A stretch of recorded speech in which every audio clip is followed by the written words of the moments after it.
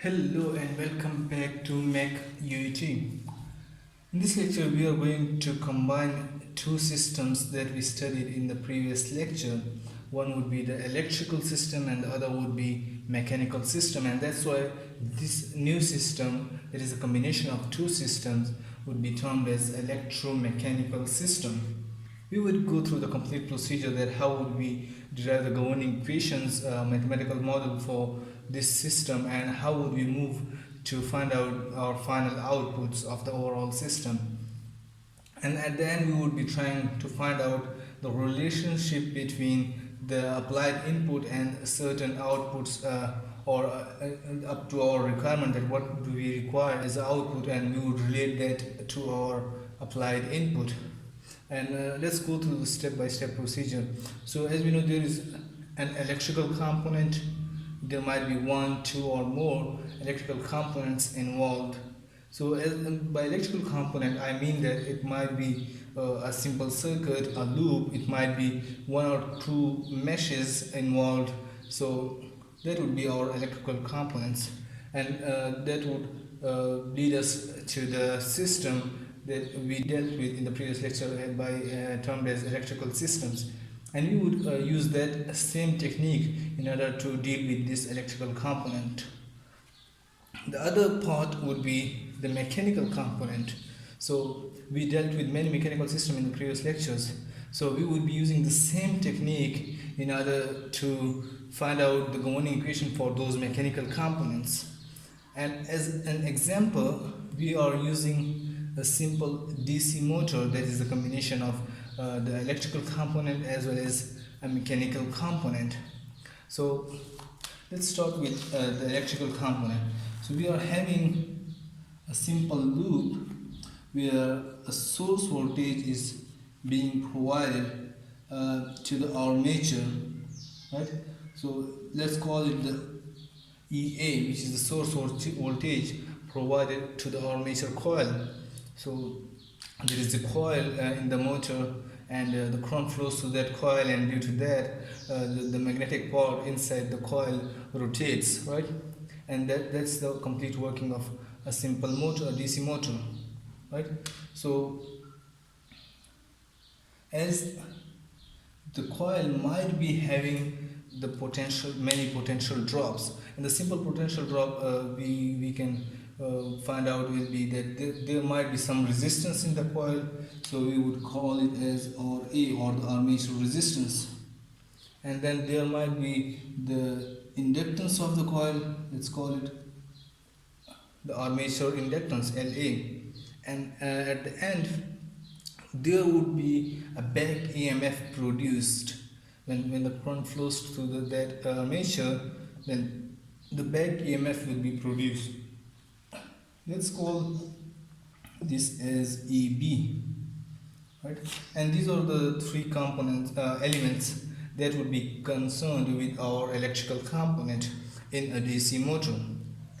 And then obviously there is a rotor which will be rotating. It might be rotating a shaft, it might be rotating some other parts, but what is important here, that that part would be our mechanical component, right? And it would be having some moment of inertia, as we discussed in the previous lectures of the rotatory motion. I will be providing the links of both the electrical system and the mechanical rotor system in the description. You can also look at them right in the top right corner, so in order to know how to deal with them separately. So as for the rotor, we would be having some moment of inertia J, right? And we represented the rotating component as such that there was a stiffness of that, which was obviously consuming some of the input torque applied. Let's call it as Tm, which is the torque applied on the motor, or torque applied on the rotor, right? And then we are getting, as an output, we are getting the change in its position with time t. The torque would also be function of time, right? And then there might be a damping in the rotation, and that would be represented as C. That's why we wrote over here as a C. In the book they represent it by B, but it is up to us as we are taking C as the damping constant up to now. So let's use the same constant. Now we try to simplify these two systems. Actually it is all one system, but we broke them in two components, and we found out that there is one component which is electrical and the other component is our mechanical component. And now it got quite easy in order to model the equations for both of them, as the first step would be that you need to find out that how many degrees of freedom are there in the system. Now, once we provide the input, we already know that the motor would start rotating, or the rotor would start rotating, right? And we will be getting an output as a change in position or change in angular velocity, right? Now, we need to know that whether they are completely dependent on each other or not. Output got is completely and totally dependent on the provided input or not, right? So for that we need to restrict one motion and try to find out the other motion, right? So one motion would be that once you apply the input voltage, there will be a current flow into this in the circuit. Let's call it as IA, means the armature current, and both of these would be functions of time, means it might change with time. So once we restrict the current in this loop, or we stop it, whether the rotation of that motor would stop at the same exact time when you stop the motion of this, or it might be stopped after some time, right? So once we restrict the current flow, which means we remove the source provided voltage, so if we restrict this motion or this current, will the motor or rotor stop exactly at the same time, or it will be stopping after some time, right? So the answer to this question is that once we stop the current, it will take some time for the rotor to stop. That means it is not exactly fixed with this current, right? They are not in compact position. Obviously the motion of the rotor depends on the current flowing in it, in the loop, right? But they are not in compact or some welded position as they might be in case of gears, where if you stop the motion of one gear, the other gear would directly be stopped and will not be able to move any further, and those are completely dependent and we call them the single degree of freedom. But in this case there are 2 degrees of freedom in this system, because the rotor keeps on rotating for certain time, even if you remove the source voltage and remove the input current or the armature current, right? So that's why we say that the DC motor has a 2 degree of freedom. Let's move and find out the governing equation for each component. Now, in order to find out the governing equation for this component, we are having the input voltage, right, and then voltage drop across the resistor, voltage drop across the inductor, and the back EMF. Okay, so let's mention the signs of them. So we would be having or using the KVL or Kirchhoff voltage law for this system, because it is an electrical system and we always use the KVL in order to find out the governing equation. So we are having potential gain as the EA or the armature voltage, and then minus voltage drop across the resistor, let's call it as ER, and voltage drop across the inductor, let's say it is EL, and then again the back EMF, which will be also opposing this input voltage, and it will be negative EB. Okay, and then it will be equal to 0. So sum of all the voltages is equal to 0, and this will be our general equation for the electrical part of the overall system. Now, in order to convert this in the standard form, we have to equate the drops to the input, and that would become as ER plus EL plus EB would be equal to the input voltage or armature voltage, which is input. Now we already know that these are the functions of time, so we don't need to mention it right here, but we need to expand these ones in the term so that we have our output of this system, which is the when the voltage is applied, what would be the armature current IA. So we need to expand it so that we get these terms which having IA of t, right? So the voltage drop across the resistor would be obviously IA of t multiplied by the resistor IT, right? And then voltage drop across the inductor would be LD IA of t divided by dt, as we discussed in the lecture of the electrical system. So the voltage drop by the back EMF will be proportional to the rotation of the rotor, right? Which means it will be proportional to the angular velocity of the rotor, because this is produced due to the rotation of the rotor. So EB is proportional to the angular velocity of the rotor, right? Omega of t. You can write it as theta of t if you need the output in the theta, or you can write it as omega of t is up to us. Once we remove the proportionality, we introduce a constant which is Kb, or it is also called the back EMF constant, and omega of t, right? So we have to replace EB by Kb omega of t. And let's try to replace all of them. So we get IA of t into R plus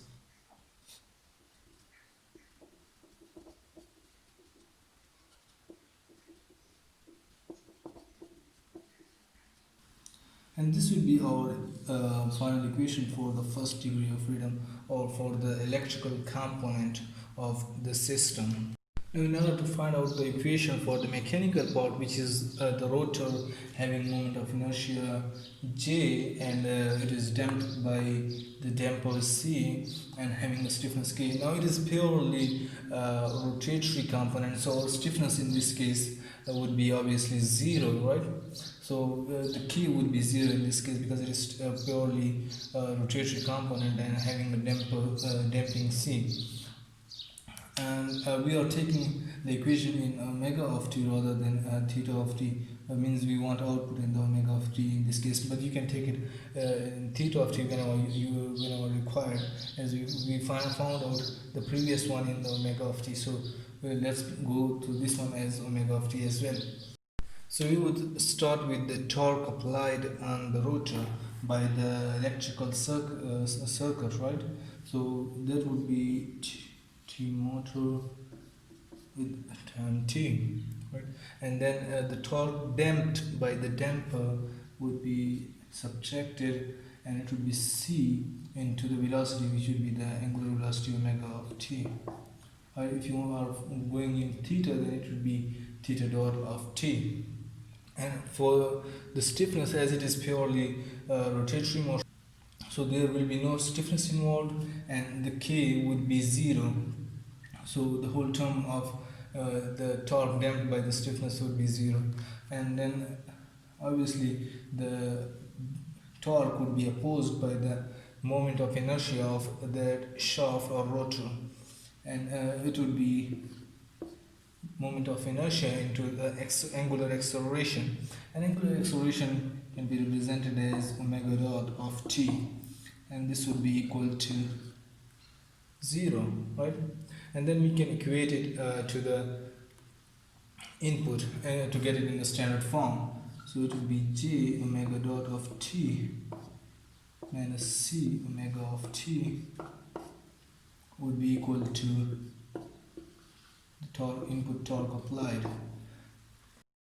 So now we are having the output as omega of t, but we need to convert this torque in terms of the input provided to get this torque. So the input provided to get this torque is the current in the armature, right? Input for this torque would be the current flowing in the armature, Ia of t, and the torque in the motor would directly be proportional to the armature current. As the current increases, the torque would increase, and the current decreases, the torque would decrease. That would mean that the armature current, or in other words, the torque in the motor would be directly proportional to the armature current.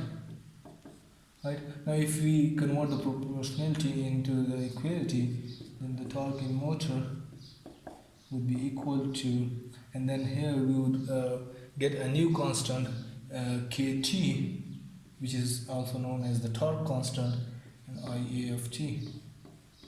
Right? So we converted the torque in the input that is responsible for this torque, right? And it would be the final equation for the rotor would be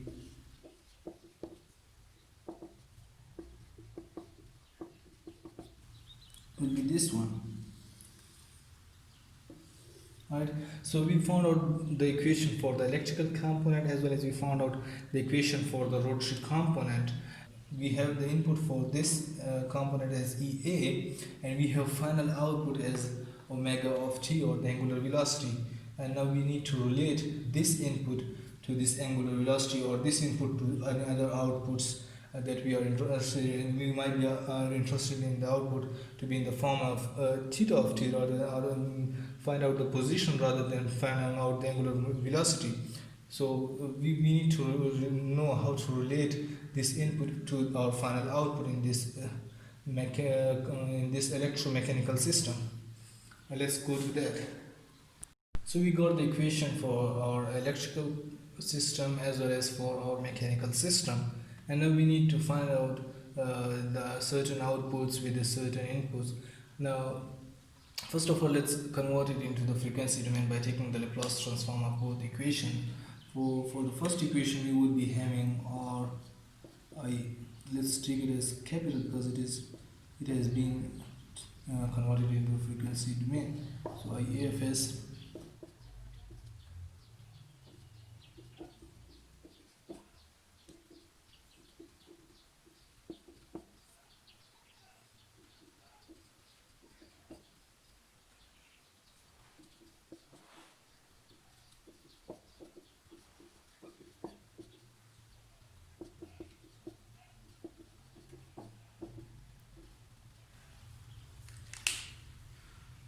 Now let's arrange these two equations so that our I of s is below the I of s, and the omega of s is below the omega of s, in order to easily solve by the Cramer's rule.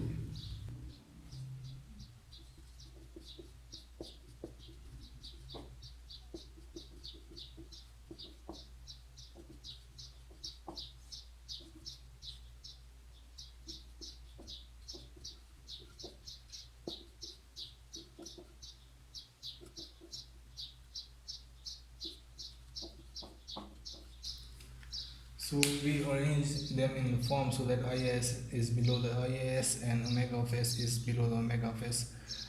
And then now we would be trying to find out the outputs for both these equations, which means we will be finding out the output IFS, which will be the output of the electrical component, and then omega of s, which will be the final output of the whole system, which will be the angular velocity at the end of the system. So we converted this equation in the matrix form, where the coefficients of IA or S are right here, and the coefficients of omega of S are right here. We have two variables that we need to find, IA of S and omega of S, and then our input was EA of S for one equation, and for other equation it is 0. And now we will be using the Cramer's rule to find out the first variable IA of S. It should be obviously the determinant of this matrix by replacing the first column by this matrix. So it would be EA of S and 0, and this will remain same.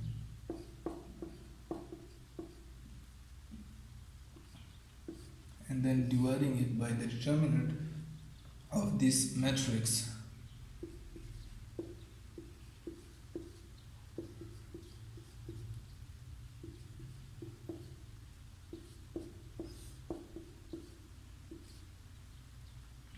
Alright, now once we solve this matrix, we would get an equation, and that would, let's try to solve it. So we would multiply these two, which means we would get it as EA of S into JS plus C, and then minus multiplication of these two, which would be 0, so we don't need to mention that, and then divided it by determinant of this matrix. That would mean that we would be having OR plus LS into GS plus C minus KT into KB. So it will be minus KT into KB, right? And this would be, and the minus would get positive. Now our IA of S would become as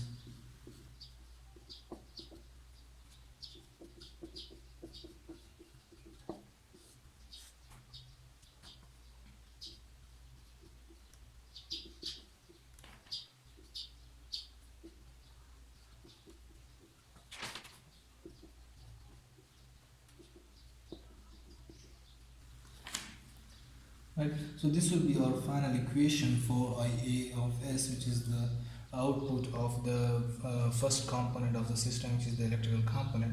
So this will be the IA of S, and then as you can see right here, this is the input term, and if you want to find out the transfer function for the first component, then it would be the output divided by this input, and it should provide us with the transfer function for the first component, or the transfer function for the electrical system, and it would become as IA of S divided by the input, right?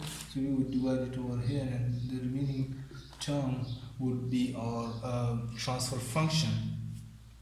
Let's call it as G1 of S, because it is the transfer function for our first component of the system.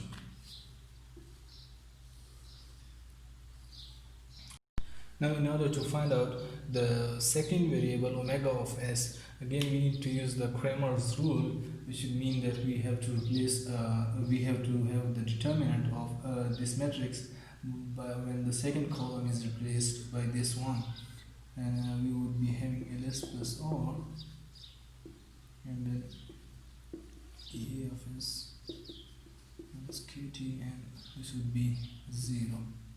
Right, and divided it by the determinant of this matrix.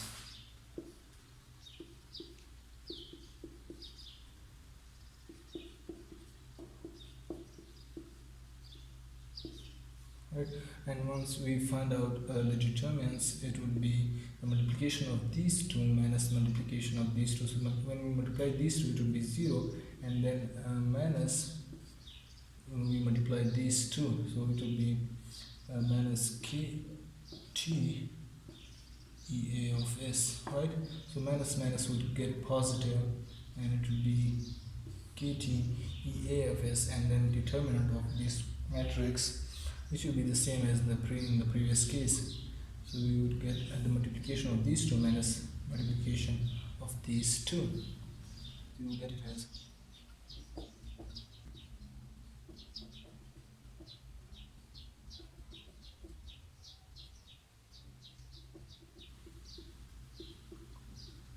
right. So this would be our output omega of S.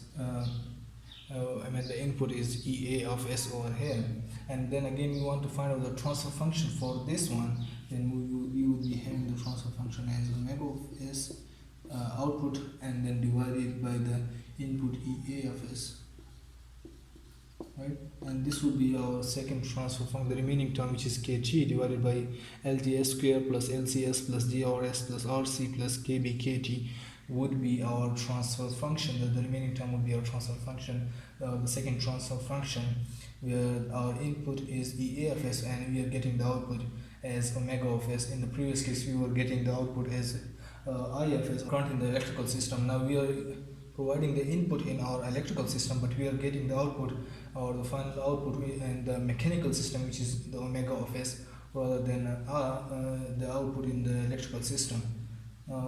Let's call this transfer function as G2 of S. Right? Now, as up till now, we are taking the input as EA of S, and we are trying to find out the output. Right? Now, what will we do if we want to find out the output omega of S and its relationship with the current in the armature rather than the potential provided to the armature? I am already having omega of S divided by EA of S, and I am also having IA of S divided by EA of S, as in the first case, which was G1 of S. Right? So we are having these two transfer functions. As we can see, this one relates the output omega of S to the input EA of S, and this one relates the output IA of S to the input EA of S. Now, what if you want to find out the relationship between the current in the armature to the output velocity omega of S, by which I mean that I want to find out the output and its relationship when the input is IA of S, right? So then how would we do that? And as you can see, that if we multiply these two, right, and by taking the reciprocal of this one, right, then the EA of S would get in the denominator, while IA of S would get into the denominator, right? And E of S and E of S would cancel out each other, and we would be left with omega of S and divided by the IA of S, right? Or in other words, if we divide G2 of S divided by G1 of S, right? Let's go and do it that way. So G2 of S divided by G1 of S, right? Which would be giving us as omega of S divided by EA of S and whole divided by G1 of S. So it is IA of S divided by EA of S. And obviously these two would be cancelled out, and we would be left with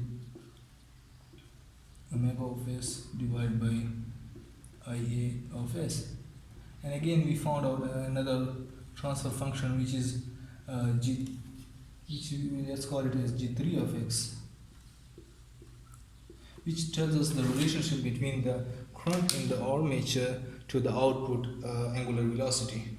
And that's how we need to look at the situation and find out the relationship between our present output and the provided inputs. So I hope this mechanical and electrical system combination is quite much clear by now, and it is the combination of the two different systems, and that's why it is called the electromechanical system, because it is a combination of electrical and mechanical system.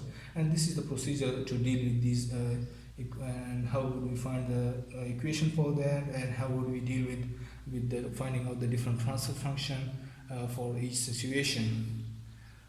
Thank you very much for watching. I wish you best of luck. Goodbye. If you liked my video, please hit that thumbs up. If you haven't subscribed yet, please do subscribe. Would really appreciate the support. Wishing you the best of luck.